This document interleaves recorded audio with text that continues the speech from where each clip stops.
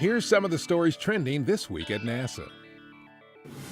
The celebration of Apollo 11's 45th anniversary and looking ahead to future space exploration continued this week with several events around the country.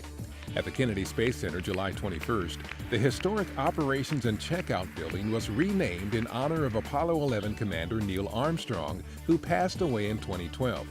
The facility once used to process and test Apollo spacecraft now is being used to assemble NASA's Orion spacecraft. The event featured NASA Administrator Charlie Bolden, Kennedy's Center Director Bob Cabana, International Space Station Commander Steve Swanson, and Flight Engineer Reed Wiseman of NASA via satellite downlink, and friends, family, and colleagues of Armstrong, including fellow Apollo 11 crew members Buzz Aldrin and Michael Collins. President Obama met with Administrator Bolden, Collins, and Aldrin in the Oval Office of the White House July 22nd to share memories about Apollo 11 and discuss NASA's next giant leap to send astronauts to Mars. And NASA interactive displays and other activities were featured at the Intrepid Sea, Air, and Space Museum's 3rd Annual Space and Science Festival, July 16th through 20th in New York, including a discussion with Aldrin and NASA astronaut Mike Massimino about space exploration.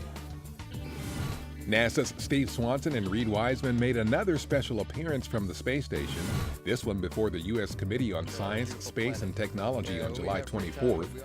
During the satellite downlink, Swanson and Wiseman talked about the research conducted on the station and its potential benefit for humans in space and on Earth.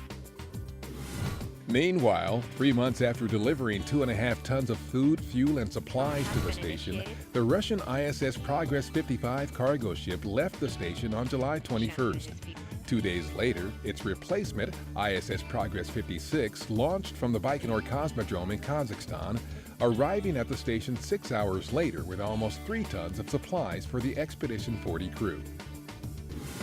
The Nemo 18 mission is underway in the underwater Aquarius research habitat off the coast of Key Largo, Florida. NASA astronauts Jeanette Epps and Mark Vande Hei discussed the mission during live satellite interviews recently. The crew is testing technologies and training techniques for long-duration missions aboard the ISS and to deep space destinations. Engineers at Stennis Space Center have installed an RS-25 engine on the A-1 test stand in preparation for testing.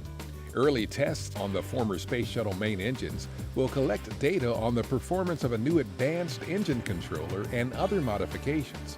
4 RS-25 engines will power the new Space Launch System rocket's core stage, including on its first flight test. And that's what's up this week at NASA. For more on these and other stories, follow us on social media and visit www.nasa.gov/twan.